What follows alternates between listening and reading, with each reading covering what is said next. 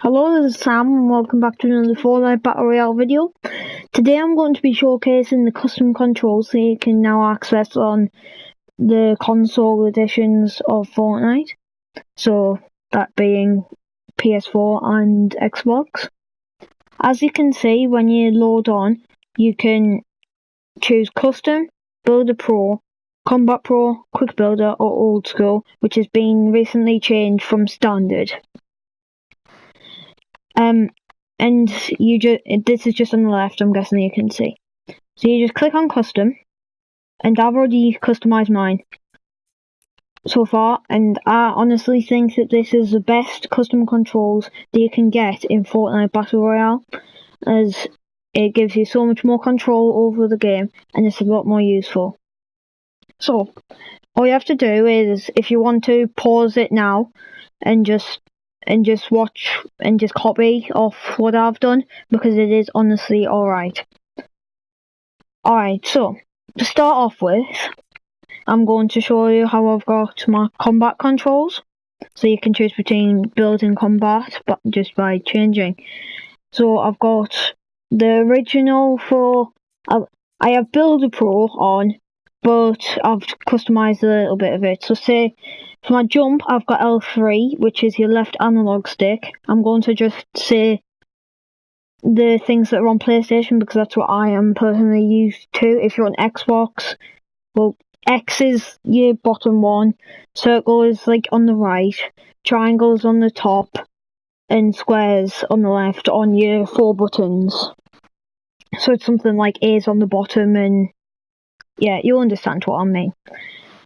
So I've got the original for L1 for previous, R1 for next weapon, R2 for attack, and L2 for aim down sights. To get into my inventory, I click up on the D-pad like it was originally.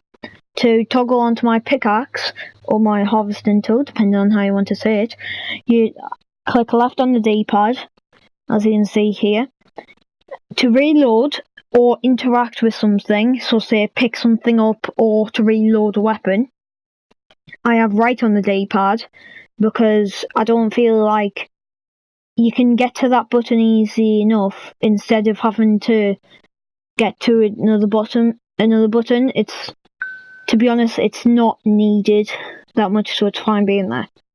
To do a remote picker just on the bottom, because to be honest, mid-game you don't really use your remote that much, so just leave it there. To jump, I have L3. This means that you can jump while still not having to move your fingers away from your 2 analog sticks and your buttons that are on the front of the controller. This gives a lot more control in how you're playing, without having to buy a scuff controller or custom. Although custom is a lot better, they are expensive. They're like 200 quid each, so don't waste now that you can do this. To get onto the map, I have the large button. It is what you get standard on PlayStation and Xbox. So on Xbox, it's like the Windows button or like squares. It's what you usually use on Xbox and PlayStation. To crouch, I have what it is originally. This means that you can still spam crouch whilst not moving your fingers away from that one claw position when holding the controller. For the X button, so now we're getting on to what's different on your Xbox. For X, I have unbound, so I don't have anything on the X button. For my building, so that you switch between combat controls and your building controls, I have circle, which is the one on the right of the 4.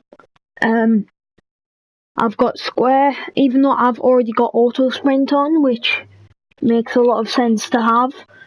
I think that if you want to not run, if you don't want to run, if you click square, which I'll show you now, as you can see, it doesn't affect what's going on in your gameplay. So as you can see, if you press your square button, it will stop you, it'll make you run normally is if you don't have auto sprint, but auto sprint's useful because most of the time you auto sprint anyway. Triangles for edit. So this means that you can get a lot quicker editing instead of having to hold down circle. That's why I've just switched mode for circle and just edit for triangle. This means that it's a lot quicker because you only have to tap it one time and then it goes straight through. Now we're going on to our build controls. I forgot the word there. And if you're wondering, you just go on how to change it. You just go into you go into custom at the bottom. This is in settings. So that's your settings. And you just click X and you can choose anything. I just need to click back onto that so it works. So onto building controls. I have the original Builder Pro building, so L2 for stair, L1 for the triangle roof piece, R1 for floor piece, and R2 for wall piece. And then I've got triangle for edit, so it's the same when you're not in build mode, when you're in combat mode. And it just means that you don't have to keep in mind the differences. I've got square to change material because when I'm in build mode, I've decided that the map isn't as important as squad comms, so I've got my squad comms there. It's fine if you put your squad comms here in the map section here, put map back here if you want to. To be honest, I would have changed it, but now I'm used to it. To rotate and repair is R3 as standard. Still, L3 has to be jump so that it's the same. Circle's still switch mode, so it's the same. And to choose your traps, so your trap picker, trap place, and trap interact is X. This means that all your stuff is done. Everything that happens with the square, with your with your traps, you use X for, which will be A or something on Xbox. That's here, and then to be honest, that's everything that goes on with it. And just because I feel like it, I'm going to showcase now what I have for my settings. So for my controller settings, this applies for PlayStation, Xbox only. I have 0.9 going up to 10 because it gives you better building. Lately I've been trying to get my shooting better, so I've got it on 0.9. So if you I shouldn't knock that. If you need to get onto onto the higher, just every week or every day, or depending on how quickly you learn things, just put it up like one tiny bit by using the D-pad. So like, say if you look at the X sensitivity, I can move it that much just by clicking right on the D-pad and left on the D-pad. And then you just click triangle to set.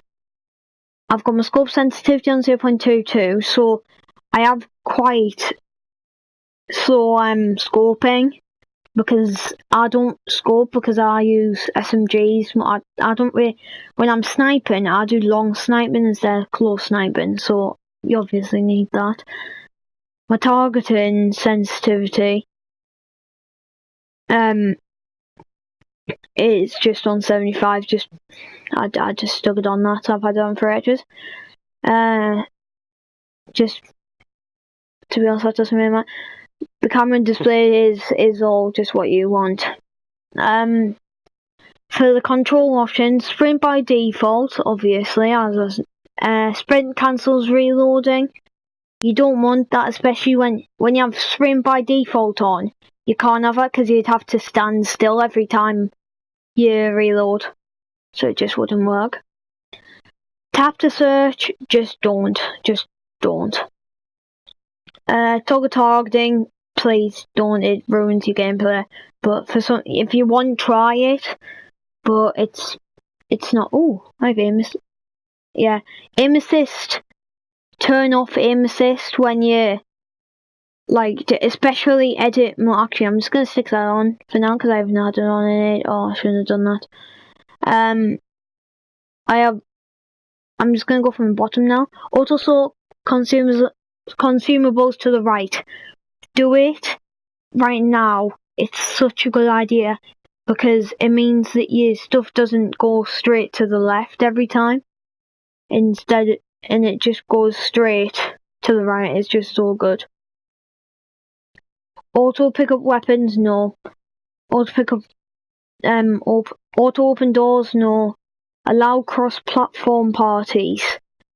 Yes, do it. This means that you can play with people from like, say I'm on PlayStation, I can play with my friends that are on Xbox and they can play with me, which means I can play with people on Android, mobile, Mac, PC, obviously people on PlayStation, people on Xbox.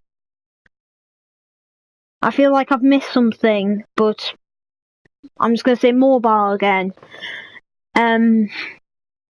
Controller auto run, yes, obviously. Auto material change, just put it on. It means that you don't have to watch your materials, so that if you just put it on, it's just so useful. You can still change it though, automatically. I don't know why you wouldn't. Turbo building, yes, just you can hold down the button instead of spamming it. Edit mode aim assist, don't. It's the worst thing that you can possibly have on. Turn it off. Vibrations. But this is to be honest, vibrations. I keep them on because it feels more realistic to me, which makes me play better if it feels more realistic. Get better gameplay, but that's my personal opinion. Record replays, obviously, so you can watch them. Record large team replays, obviously, so you can watch them. And that's about it. I have my brightness up. Turn off music just because I don't like the music. Obviously not colourblind because I'm not colourblind. And that's about it about settings. And just I might as well put it on now. It'll be you'll see it. You'll know that I have it on because I'll put it in the title. You can choose what you want to do for your playground options now. So if you click triangle, which is the top button, so you can see on the right, custom options, and I can choose empty shield, half, full, 1 HP, half HP, full, drop items when eliminated, off and on. It means that if you're doing 1v1 to make your loot doesn't get stolen. Fall damage, you can turn it off and on. I generally turn it off because if I'm doing a build battle, it's just so annoying when you die from fall damage. Gravity, you can do normal gravity, very low gravity, and low gravity. This means that you can jump really high if it's very low because time of day you can choose day, night, or just default. Player names and location, so you can choose always show them all, always hide them, show your team player names only, and just show the whole lot. So that's pretty much it. So thank you for watching the video, guys. Hope that you enjoyed, and I'll see you in the next one.